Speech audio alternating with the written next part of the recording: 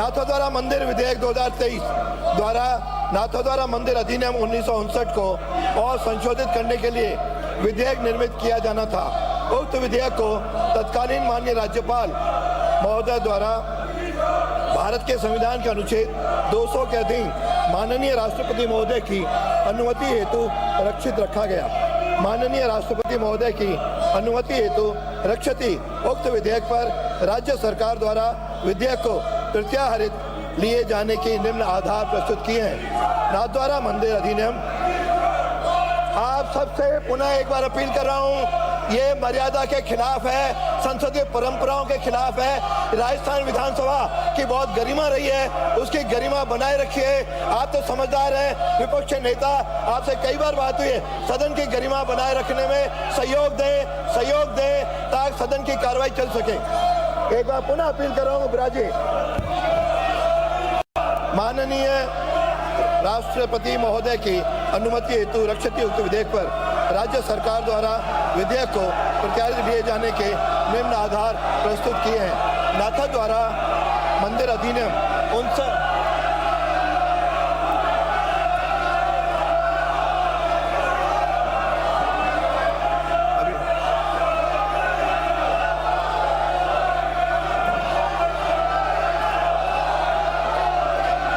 दोनों पक्षों से अपील कर रहा हूं, अपनी अपनी जगहों पर विराजें, अपनी जगह पर विराजें, सदन की गरिमा को ठेस न पहुंचाएं। मैं विपक्ष से भी अपील करूंगा, कि विराजो।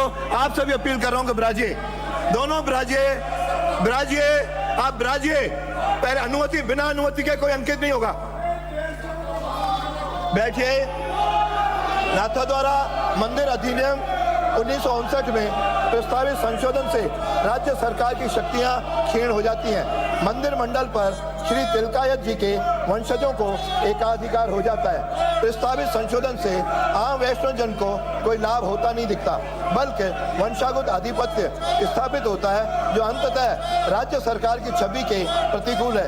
राज्य सरकार का नियंत्रण कमजोर होने से कानून और व्यवस्था बनाए रखने और वैष्णव जन की सुविधाएं विकसित करने में कठिनाइयों का ही सामना करना पड़ेगा।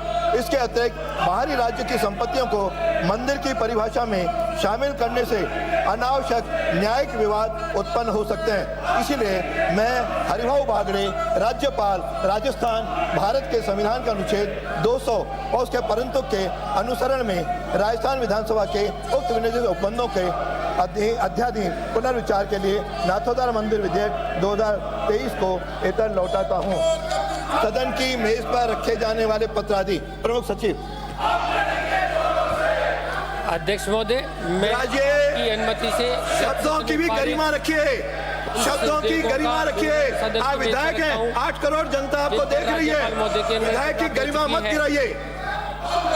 राज्यपाल महोदय द्वारा अनुमति प्राप्त विधेयक 1, राजस्थान लोकतंत्र के सेनानियों का सम्मान विधेयक 2024। 2, राजस्थान विनियोग संख्या 1 विधेयक 2025। 3, राजस्थान विनियोग संख्या 2 विधेयक 2025। राजस्थान माल और सेवा कर संशोधन विधेयक 2025। 5, राजस्थान वित्त विधेयक 2025। 6, राजस्थान के विश्वविद्यालयों की विद्या संशोधन विधेयक 2025। 7, भरतपुर विकास प्राधिकरण विधेयक 2025।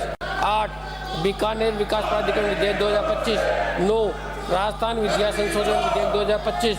10, राजस्थान विद्या निर्देशन विधेयक 2025। सदन पर की मेज पर रखे जाने वाले पत्र आदि अध्यादेश श्री गजेंद्र सिंह जी। अध्यक्ष महोदय, मैं आपकी अनुमति में से राजस्थान स्वास्थ्य विज्ञान विश्वविद्यालय अध्यादेश 2025 2 सदन की मेज पर रखता हूँ। कुछ तो हया रखो, कुछ तो गरिमा रखो। आपको जनता ने चुना है, आप विपक्ष के नेता हो। शब्दों पर नियंत्रण रखो। किसके लिए क्या कर रहे हो? ये महासभा नहीं है, ये मार्केट नहीं है, चौराहा नहीं है, ये सदन का सत्र है, सदन की विधानसभा का हॉल है। विराजिए। हो गया? सदन का सदस्य का स्थान रिक्त होने की सूचना समस्त माननीय सदस्यों को यह सूचित करना है। इसके बाद समस्त माननीय सदस्यों को यह सूचित करना है, श्री कंवरलाल निर्वाचन क्षेत्र संख्या 193 अंता जिला 12 से 16वीं राजस्थान विधानसभा के लिए निर्वाचित सदस्य भारतीय संविधान के अनुच्छेद 191 1E एवं लोक प्रतिनिधित्व अधिनियम 1951 की धारा 83 में वर्णित प्रावधान अनुसार राजस्थान विधानसभा की सदस्यता से दोष सिद्धि की दिनांक से निरस्त डिस्क्वालीफाई हो गए हैं। इसके फलस्वरूप राजस्थान विधानसभा में एक स्थान अंता 193 जिला 12 रिक्त हो गया है। इस आशय की अधिसूचना का प्रकाशन राजस्थान राजपत्र में दिनांक 23 मई 2025 को करवा दिया गया है।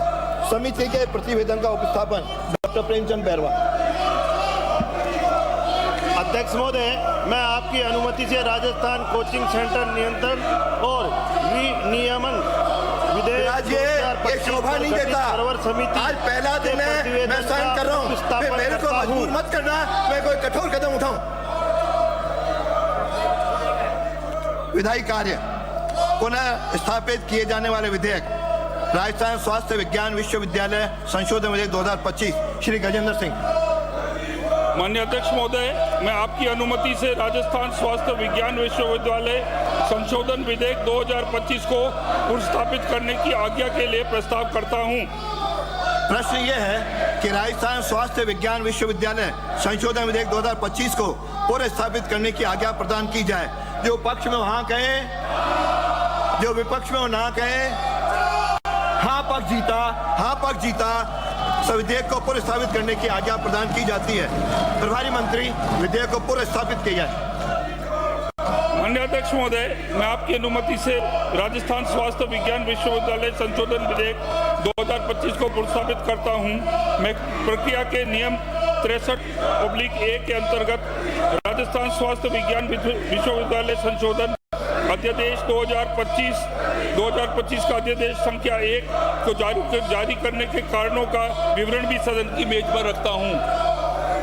प्रभारी मंत्री प्रक्रिया के नियम 63(1) के अंतर्गत राजस्थान स्वास्थ्य विज्ञान विश्वविद्यालय संशोधन अध्यादेश 2025 को जारी करने के कारणों का विवरण भी सदन की मेज पर रखेंगे। श्री सुमित गोदारा।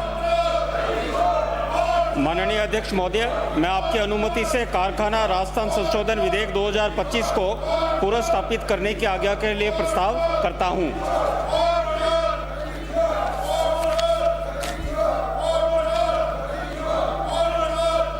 श्री दिया कुमारी। अध्यक्ष महोदय, सॉरी, एक सेकंड।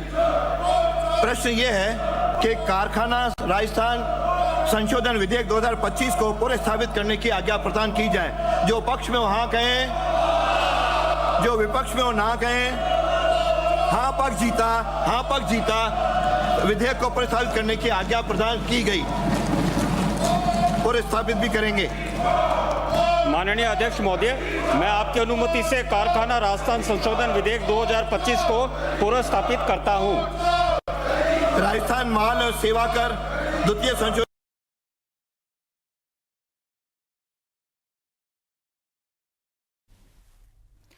तो देखिए, विधानसभा की कार्यवाही इस वक्त लगातार जारी है, लेकिन दूसरी तरफ कांग्रेस विधायकों का हंगामा अंदर लगातार जारी है। इस बीच कई प्रतिवेदनाएं जो हैं वो रखी गई हैं, जिन्हें पारित किया जा रहा है।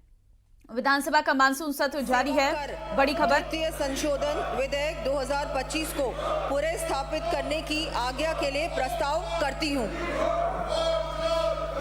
प्रश्न ये है कि राजस्थान माल और सेवा कर द्वितीय संशोधन विधेयक 2025 को पुनर्स्थापित करने की आज्ञा प्रदान की जाए।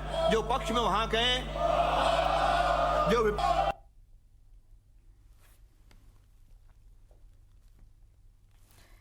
तो देखिए इस वक्त किस तरह से विधानसभा के अंदर हंगामा देखने को मिल रहा है। दरअसल राजस्थान स्वास्थ्य विज्ञान विश्वविद्यालय अध्यादेश संशोधन 2025 सदन में बहुमत से पारित किया है। प्रभारी मंत्री विधेयक को पुनर्स्थापित भी करेंगे।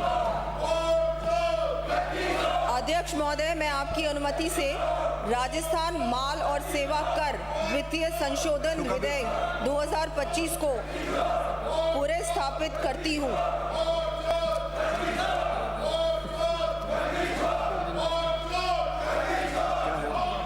शुगर की बात थोड़ी होगी, कल कर लेंगे। शोक का अभिव्यक्ति शोका अभिव्यक्ति माननीय सदस्य शोका तो अपना अंतर्मन से स्वीकार करो, बिराजो अपने स्थान पर। वाला हद हो गई, नहीं नो नो कोई अंकित नहीं, बहुत कर लिया मैंने आपको बैठने के लिए, अब आप बिराजो। नो शोका व्यक्ति माननीय सदस्यगण, नो कोई अनुमति नहीं है, नो अंकित नहीं। शोका व्यक्ति शोकावधि के अवसर पर मैं गत दिनों दिवंगत नागालैंड के पूर्व राज्यपाल श्री ला गणेशन, बिहार के पूर्व राज्यपाल श्री सत्यपाल मलिक, अरे कुछ तो आपने अंतर मन से सिखा करो। आप बैठो, आप बैठे, लो बैठिए, विपक्ष नहीं तो क्या हुआ? आपका नियम थी, नियमों की अवहेलना करने की अनुमति नहीं है। बिराजे, अरे शोका भी दिए बिराजो, शोका, अरे इनको शोक प्रकट नहीं करने अपन तो करेंगे, करिए। जो माननीय सदस्य शोका व्यक्ति पे आप अपने स्थान में बैठिए, शोका व्यक्ति पे तो अरे कुछ सवाल करो, आप तो बैठो, आप बैठो। नो कुछ नहीं सुनूंगा, आज कुछ नहीं सुनूंगा, आपने मेरे अवहेलना की है, ये कुछ नहीं सुनूंगा। माननीय सदस्यगण इनको बिराजो, अरे आप बिराजो, वो भी आए समय पे नियमानुसार सब कार्रवाई करूंगा। शोका व्यक्ति के इस अवसर पर मैं गत दिनों दिवंगत नागालैंड के पूर्व राज्यपाल श्री ला गणेशन, बिहार के पूर्व राज्यपाल श्री सत्यपाल मलिक, झारखंड के पूर्व मुख्यमंत्री श्री शिबू सोरेन, केरल के पूर्व मुख्यमंत्री श्री वीएस अच्युतानंद, गुजरात के पूर्व मुख्यमंत्री श्री विजय रूपाणी, पूर्व सांसद श्री डॉक्टर गिरिजा व्यास एवं कर्नल सोना, पूर्व मंत्री श्रीमती मदन कौर, कोई नहीं बोलेगा, पूर्व मंत्री श्रीमती मदन कौर, पूर्व राज्य मंत्री श्री सोहन सिंह और सदन के पूर्व सदस्य श्री कृष्णाराम नाई के प्रति संवेदना व्यक्त करते हुए यह शोक प्रस्ताव प्रस्तुत करता हूं। पहला, नागालैंड के पूर्व राज्यपाल श्री ला गणेशन का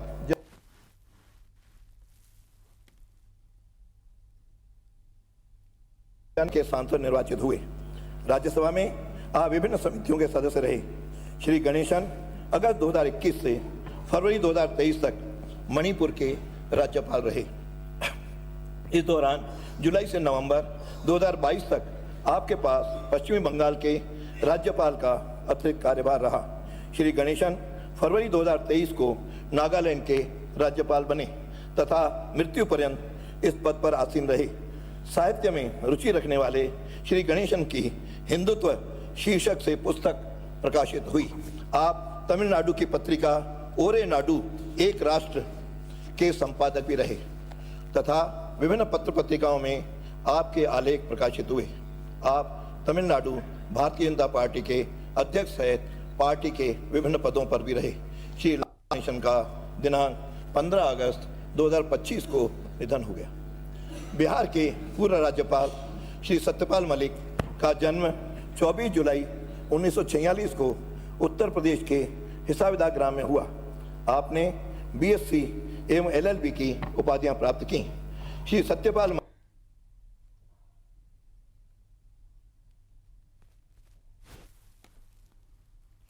मलिक विधानसभा तथा 9वीं लोकसभा के सदस्य रहे। आप 2 बार राज्यसभा के सदस्य भी रहे। अपने संसदीय कार्यकाल के दौरान आप उत्तर प्रदेश विधानसभा तथा संसद की विभिन्न समितियों के सदस्य रहे। श्री मलिक केंद्रीय सरकार में संसदीय कार्य एवं पर्यटन राज्य मंत्री भी रहे। कुशल प्रशासक रहे। श्री मलिक बिहार, उड़ीसा, जम्मू कश्मीर, गोवा एवं मेघालय के राज्यपाल के पद पर आसीन रहे। श्री सत्यपाल मलिक का दिनांक 5 अगस्त 2025 को निधन हो गया। झारखंड के पूर्व मुख्यमंत्री श्री शिबू सोरेन का जन्म 11 जनवरी 1944 को झारखंड के वर्तमान रामगढ़ जिले के नेमरा में हुआ। आपने सेकेंडरी तक शिक्षा प्राप्त की। श्री शिबू सोरेन लोकसभा के लिए 8 बार निर्वाचित हुए। आप वर्तमान में तीसरी बार राज्यसभा के सदस्य चुने गए।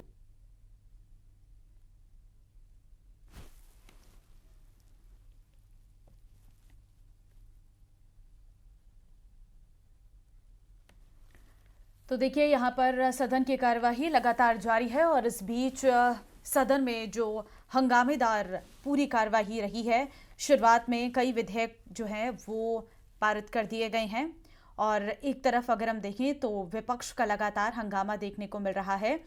सदन नारेबाजी का दौर लगातार जारी है और इस बीच अब श्रद्धांजलि दी जा रही है। आपको ये भी जानकारी दे दें कि आदिवासियों के हितों की रक्षा के लिए आपने कई बार जेल यात्रा भी की। श्री शिबू सोरेन का दिनांक 4 अगस्त 2025 को निधन हो गया। चौथा, केरल के पूर्व मुख्यमंत्री श्री वीएस अच्युतानंद का जन्म 20 अक्टूबर 1923 को पुनः प्राभा में हुआ। आपने तक शिक्षा प्राप्त की। श्री वीएस अच्युतानंदन 7 बार केरल विधानसभा के सदस्य निर्वाचित हुए। विधानसभा के कार्यकाल के दौरान आप विभिन्न समितियों में सदस्य रहे।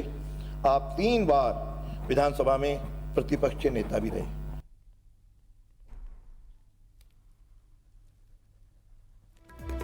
तो सुन रहे हैं आप, इस वक्त सभी को श्रद्धांजलि दी जा रही है और फिलहाल जो है राजस्थान मांग एवं सेवा कर 2025 सदन में पारित हो गया है। केरल के मुख्यमंत्री बने तथा राज्य में आधारभूत सुविधाओं के अपने सार्वजनिक जीवन में श्री अच्युतानंदन केरल प्रशासनिक सुधार आयोग के अध्यक्ष रहे।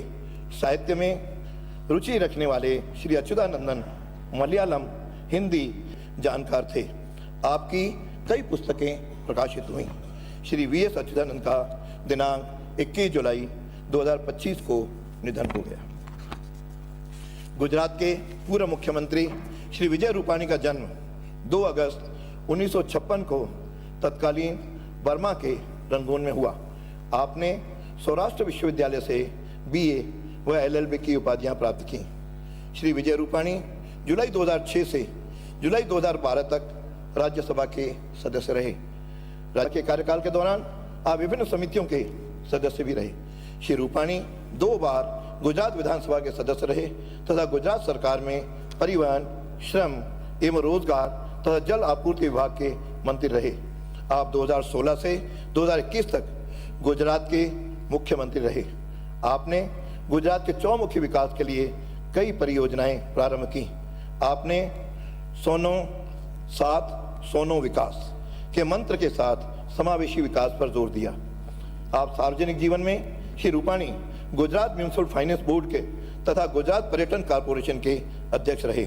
आप राजकोट नगर निगम के मेयर भी रहे। आपने भारतीय जनता पार्टी में विभिन्न पदों के दायित्वों का बखूबी निर्वहन किया।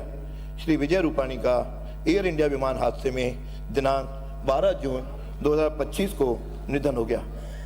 पूर्व सांसद डॉक्टर गिरिजा व्यास का जन्म 8 जुलाई 1946 को नाथद्वारा में हुआ। आपने एमए तथा पीएचडी की उपाधियां प्राप्त की। श्री गिरिजा व्यास 8वीं राजस्थान विधानसभा में उदयपुर निर्वाचन क्षेत्र से कांग्रेस आई की विधायक निर्वाचित हुई। विधानसभा में आप प्राकलन समिति क एवं ख की सदस्य रहीं। आप फरवरी 1988 से मार्च 1990 तक विभिन्न विभागों के राज्य मंत्री रहीं। इस दौरान आपके पास पर्यटन, महिला एवं बाल विकास, संस्कृत शिक्षा तथा पशुपालन एवं दुग्ध विकास विभागों का स्वतंत्र प्रभार रहा। डॉक्टर व्यास 10वीं, 11वीं, 13वीं एवं 15वीं लोकसभा की सदस्य रहीं। लोकसभा के कार्यकाल के दौरान आप विभिन्न मंत्रालयों की समितियों की सदस्य रहीं। आप केंद्रीय सरकार में सूचना एवं प्रसारण मंत्रालय की उप मंत्री भी रहीं तथा आवासन एवं शहरी गरीब उन्मूलन मंत्रालय की मंत्री भी रहीं। अपने सार्वजनिक जीवन में डॉक्टर व्यास 2 बार राष्ट्रीय महिला आयोग की अध्यक्ष रहीं। सभापति तालिका की सदस्य रहीं। डॉक्टर व्यास कांग्रेस संसदीय समिति की मुख्य सचेतक भी रहीं। कांग्रेस से संबंध रही डॉक्टर व्यास ने दल के विभिन्न पदों के दायित्वों का कुशलता से निर्वहन किया। महिला उत्थान के लिए सदैव प्रयासरत रही डॉक्टर व्यास ने विदेशों में आयोजित सम्मेलन, बैठकों एवं सेमिनार में भारत का प्रतिनिधित्व किया। शिक्षा के क्षेत्र में सक्रिय रही डॉक्टर व्यास उदयपुर विश्वविद्यालय में एसोसिएट प्रोफेसर एवं दर्शन शास्त्र विभाग की प्रमुख रहीं। आपने विदेशी विश्वविद्यालय